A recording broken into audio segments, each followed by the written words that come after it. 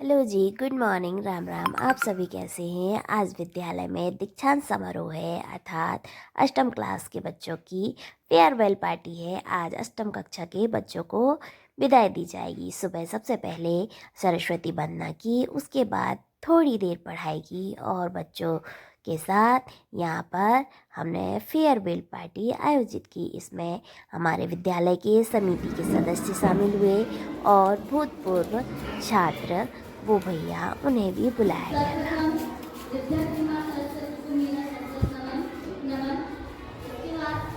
जैसा कि आप सबको पता है कि आज हम कक्षा अष्टम की विदाई के लिए एकत्रित हुए हैं।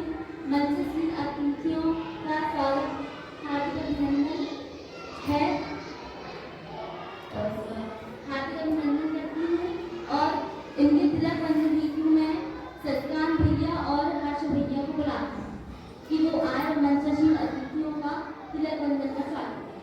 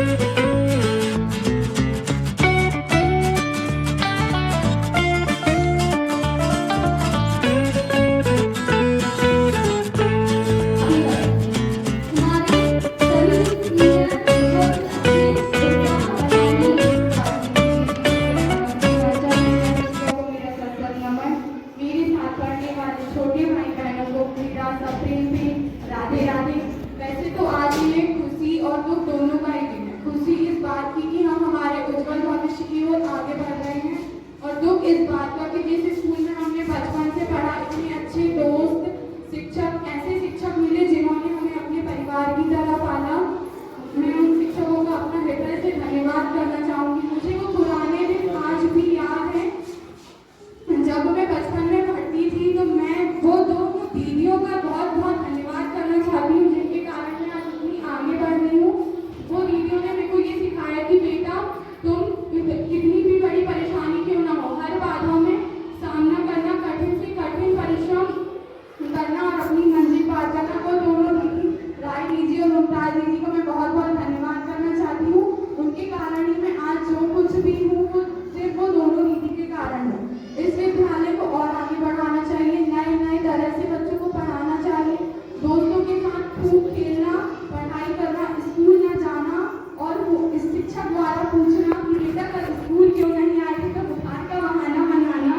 ये हम लोग ने ऐसे पल बहुत अच्छे तरीके से बिताए हैं और हमारे परिवार आचार्य जी जिन्होंने हमें इतने अच्छे से पढ़ाया और बताया कि बेटा आगे आगे बढ़ते चलो, कभी तुम्हारे पट्टे को मतलब तुम रास्ते में कांटे आएंगे तो तुम डरना नहीं, उन कांटों को पार करोगे तो तभी तुम्हें आगे सफलता मिलेगी। मैं इतना कहकर अपनी वाणी को विराम देती हूँ। अतिथि एवं सभी सुभाष चंद्र बोस बाल कल्याण समिति के सदस्य को मेरा नमस्ते और सम्माननीय प्रधानाचार्य जी, आचार्य जी एवं दीदी जी एवं प्यारे सहपाठियों, आप जानते हैं कि हम स्वामी विवेकानंद सभागार में उपस्थित हैं। आज हम विदाई के समारोह में यहाँ पर बैठे हुए हैं। जैसा कि विगत वर्षों से हमारे विद्यालय में यह कार्यक्रम मनाया जाता है,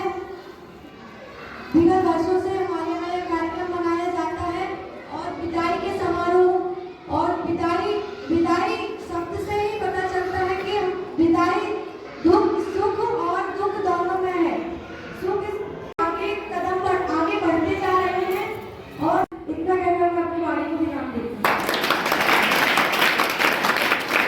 प्रधानाचार्य महोदय जी एवं आचार्य दीदी सभी को मेरा प्रणाम। नन्हे मुन्ने भैया बहन, मेरे सहपाठी, मेरे छोटे भाई बहन, सभी को मेरी तरफ से राधे राधे। आज हम इस विद्यालय में, इस सभागार में इसीलिए उपस्थित हुए हैं क्योंकि आज कक्षा 8वीं के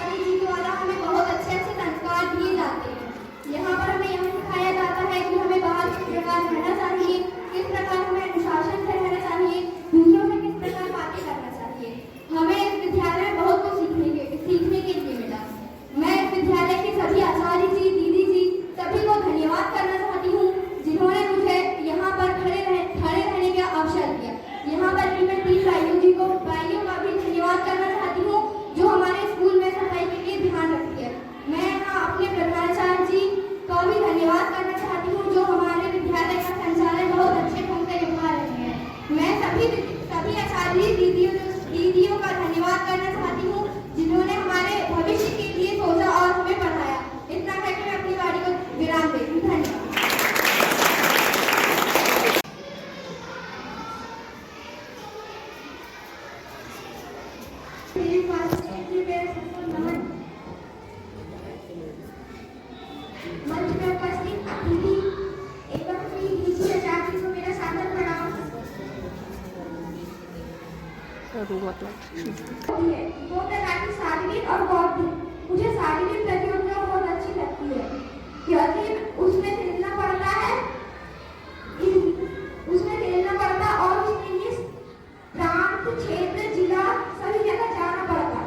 बौद्धिक में भी जाना पड़ता है लेकिन शारीरिक में अच्छा लगता है। अभी डीजी आचार्य का फोन आता तो मैं सुबह जल्दी उठ जाता हूँ। जब डीजी आचार्य फोन नहीं आता है तो मेरे 7 बजे उठना होता है और 6 बजे। अभी डीजी में आता तो डीजी ने जैसे डीजी फोन आया तो 4:30 बजे 5 बजे उठना जल्दी हो जाता है। मेरे दिमाग में 80% थी, मतलब मेरा लक्ष्य था कि दिमाग में 80% है वरना अभिवासी में 90% बनाना। तो मैंने अभिवासी में 90% बनाया और मेरा वार्षिक में भी लक्ष्य है कि मैं 95% बनाऊंगा। इसी तरह मैं अपनी बॉडी को विराम देना चाहता हूँ। भैया बहनों और मंच पर समस्त समिति के पदाधिकारी बैठे हुए हैं। तो इस विद्यालय को नींव देने वाले परम सम्माननीय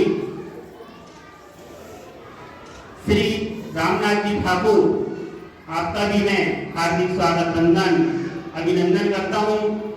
आपके दाईं ओर इस विद्यालय के कोषाध्यक्ष महोदय, आप सभी के चिर परिचित डॉक्टर अजय जी ठाकुर, आपका भी हार्दिक स्वागत अभिनंदन है।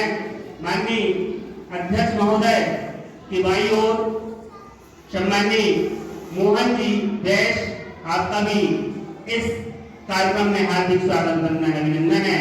और आपके बाईं ओर विद्यालय के सदस्य सम्माननीय अरुण भैया जी, आपका भी हार्दिक स्वागत अभिनंदन है। और आपके बाईं ओर आज के इस कार्यक्रम के मुख्य अतिथि कहें तो कोई अतिशयोक्ति नहीं होगी, क्योंकि सुबह मन में एक विचार चल रहा था कि आज अष्टम के भैया बहनों का दीक्षांत समारोह है, विदाई कहना अच्छा नहीं लगता। इस तरह से इस कार्यक्रम में हमने कहा कि कोई ऐसे हमारे पूर्व छात्र होना चाहिए जिन्होंने अपनी शिक्षा दीक्षा इस विद्यालय से प्राप्त किया हो और वर्तमान में वो एक सफल व्यवसायी के रूप में परारी नगर में अपनी कपड़े की दुकान का संचालन करते हो।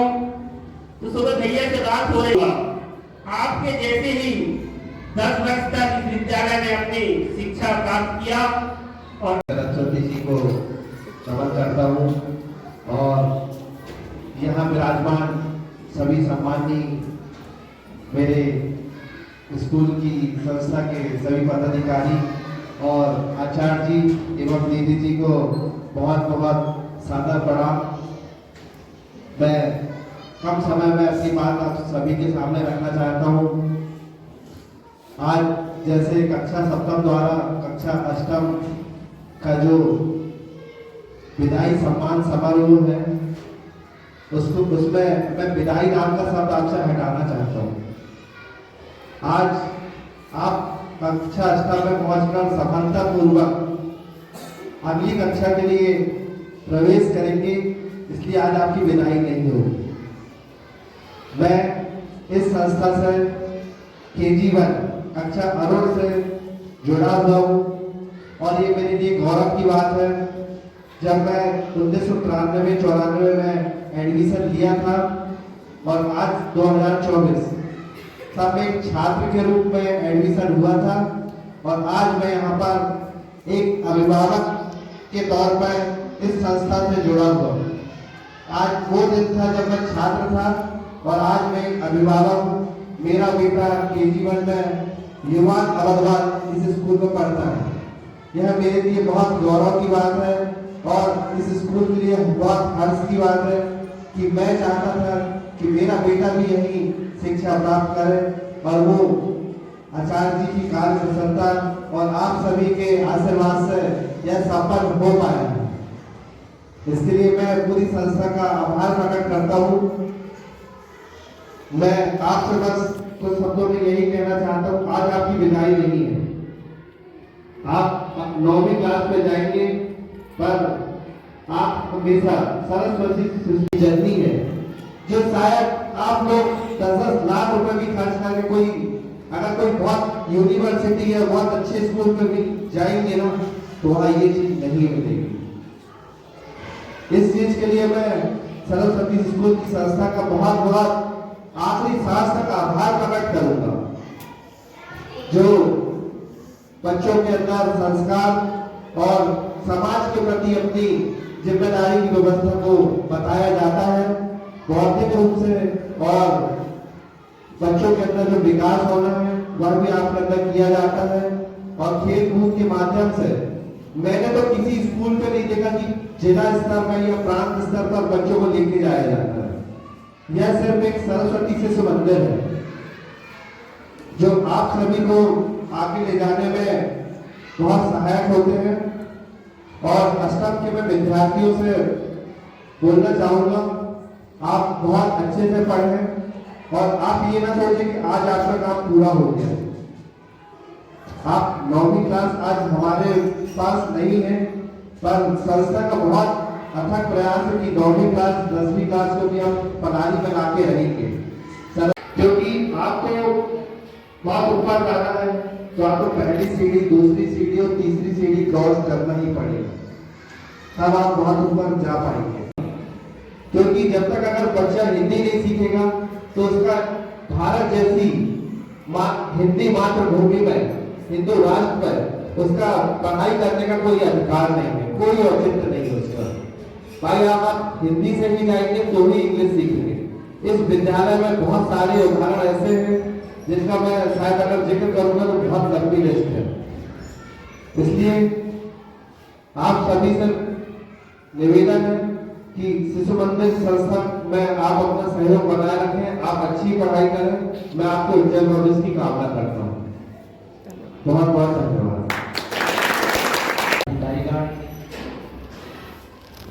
प्रधान आचार्य जी, समस्त आचार्य दीदियाँ और आज के कार्यक्रम की शोभा बने भैया बहन, और अभी जो आप सबके सामने आज के कार्यक्रम का संचालन कर रही थी बहन अवनी, बहुत बहुत आपको धन्यवाद। बहुत ऊर्जा के साथ में और बहुत सकारात्मकता के साथ में इतनी कम उम्र में ऐसे कार्यक्रमों का मंच का संचालन करना निश्चित रूप से बड़े गर्व और गौरव का विषय है, जो इस बात को दर्शाता है कि हमारे शिक्षकगणों ने, आचार्यों ने, दीदियों ने किस ढंग से आप सबको शिक्षित किया है, कैसे आप सब ने भारत माता की जय।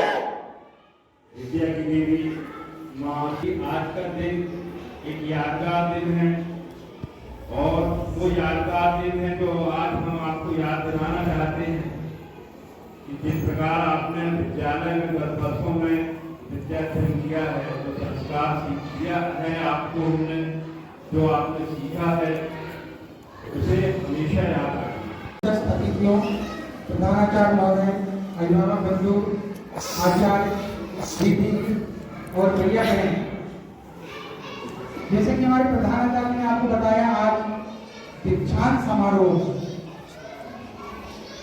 दीक्षांत मतलब आगे क्लास में जाने के लिए आपको प्रेरित करना।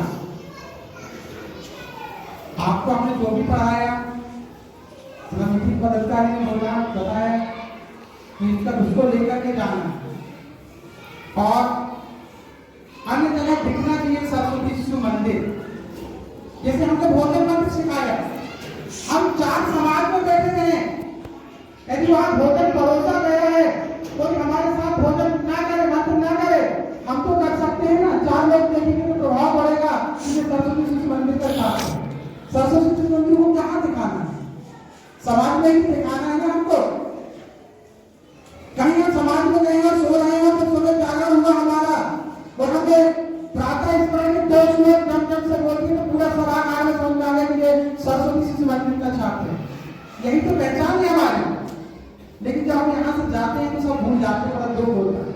बड़े बड़े समाजों में देखते हैं हम जाकर के सरस्वती शिशु मंदिर छात्र बैठते हैं लेकिन भोजन मंत्र नहीं करते। तो आप लोग ऐसा नहीं करना। भोजन मंत्र कहीं समाज को कभी मन में समझा नहीं रखना कि सब लोग बोलेंगे तभी भोजन मंत्र होता है। हम अकेले भी भोजन मंत्र कर सकते हैं। प्रातः स्मरण हुआ तो प्रातः जागरण हुआ तो प्रातः स्मरण करना है हमको, वही तो लेकर के जाना है। शिक्षा तो है, शिक्षा पढ़ाई करोगे आप, अच्छी पढ़ाई करोगे। अभी भैया सागर ने बोला, हर्ष ने बोला कि मैंने तिमाही में 70% 80% बनाया है। मैंने सोचा था कि 80 को 90% बनाऊंगा और वो बन गया। और अब मैंने सोचा हूँ 95% बनाऊंगा तो 95% ही बनाएगा भैया, मेरा आशीर्वाद है। और मैं आप सभी लोगों को यही कहता हूँ कि लक्ष्य न हो जब हो नहीं पाए, कदम मिलाकर चल, एक दिन समझता तेरे कदम चूमेगी, आज नहीं तो कल, आज नहीं तो कल। इसलिए लक्ष्य जरूर बनाना कि हमें क्या अभी नहीं निश्चय करना है हमको कि कलेक्टर बनना है या डॉक्टर बनना है, अभी निश्चित करना है, ठीक है ना। उससे पहले हमें अच्छा नागरिक बनना है और अपनी संस्कृति को लेकर समाज में जाना है। एक बार एक ऋषि घूमने निकलते हैं और रहते हैं। एक गांव में शाम को 4 बजे पहुंचते हैं और ऋषियों का काम रहता है कि जब सूरज होने लगता है तो जहां तक उनकी यात्रा हुई वहीं पे रात्रि विश्राम कर लेते हैं, आगे नहीं चलते। 7 बजे एक गांव में गए, वो गांव से अनभिज्ञ थे, जानते नहीं थे। उसी गांव में उन्होंने पड़ाव डाल दिया कि यही रोकना है, गुरु और शिष्य दोनों में। लेकिन 1 घंटे बाद जैसी शाम होती है, गांव के लोग एकत्रित होते हैं और उनको गालियां देने लगते हैं, उनको गांव से भगाने लगते हैं। यहाँ तक कि वो गांव से बाहर आते हैं, मैदान में रुकने के लिए सोचते हैं कि भाई अपन आगे रात को कहाँ जाएंगे, मैदान में रुकते हैं तो वहां भी गांव के लोग आकर उनको वहां से भगा देते हैं। थोड़ी आगे जाकर के गुरु कहता है शिष्य से कि हे ईश्वर, मैं आपसे बहुत प्रार्थना करता हूँ कि इस गांव के लोग इसी गांव में ठहरे, एक जीवन में कहीं बाहर आगे ना जाए। जिसको लगता है कि इस टाइप के लोगों के लिए प्रार्थना कर रहे हैं हमारे गुरु जी कि इस गांव के लोग यहीं खुशी रहें, यहीं सुखी से रहें, आगे गांव में ना जाए। चल करके दूसरे गांव में जाते हैं, रात के 12 बजे उस गांव के लोगों को जगाते हैं। गांव के लोग जागरण करते हैं पर गांव के समस्त लोग उनका बहुत स्वागत करते हैं। रात के 2 बजे खाने पीने की व्यवस्था बनाना, सब उनके रहने की व्यवस्था, बहुत रात को पूरे गांव के लोग एकत्रित हो जाते हैं, उनकी बहुत सेवाएं करते हैं। और जब सुबह जाने लगते हैं, गुरु जी को तो भेंट भी देते हैं गांव के लोग, बहुत सी भेंट देते हैं। गुरु जी गांव से बाहर निकलते हैं और शिष्य के सामने कहते हैं कि हे ईश्वर, मैं आपसे प्रार्थना करता हूँ कि हे भगवान, इस गांव के एक भी लोग इस गांव में न रहे, पूरी दुनिया में फैल जाए, अच्छे अच्छे कार्यों के लिए चले जाए। वहां पे शिष्य को बुरा लगता है, समझ नहीं पाता कि गुरु जी आपने गलत कर रहे हैं। जिस गांव के लोगों ने हमें शांति से रहने नहीं दिया, उनको आपने आशीर्वाद दिया कि हे भगवान, इस गांव के लोग यहीं रहें, आगे ना बढ़े।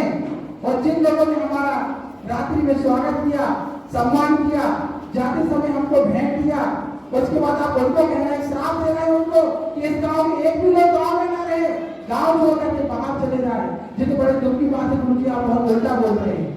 गुरु जी ने शिष्य को समझाया, बात यह नहीं है बेटा, यदि वो दुष्ट लोग, बुरे लोग एक गांव के यदि दूसरे गांव में जाएंगे तो अपना दुष्ट लेकर के जाएंगे, दूसरे गांव को भी दूषित कर देंगे। लेकिन जो अच्छे लोग यदि पूरी दुनिया में फैलेंगे तो अपनी अच्छाई लेकर तो पूरी दुनिया में जाएंगे तो पूरी दुनिया अपनी अच्छाई से परिपूर्ण हो जाएगी, अच्छाई अच्छाई रहेगी। इसलिए मैंने इन लोगों को बाहर जाने के लिए कहा। वैसे ही सरस्वती मंदिर में भी आप लोगों को पढ़ाया गया और यहाँ से आपको आगे पहुंचाया जा रहा है। क्यों पहुंचा रहे हैं कि आप यहाँ के संस्कार, हमारे भारत की संस्कृति को लेकर के बाहर जा रहे हैं, तो उस संस्कृति को बनाए रखना बस आपसे उम्मीद है। ग्रंथों में आपने लिखा है, देखा है, सुना है कि जब शिक्षा पूरी होती है तो अंत में शिक्षक अपने गुरुओं को क्या देते हैं, क्या देते हैं, कुछ देते हैं।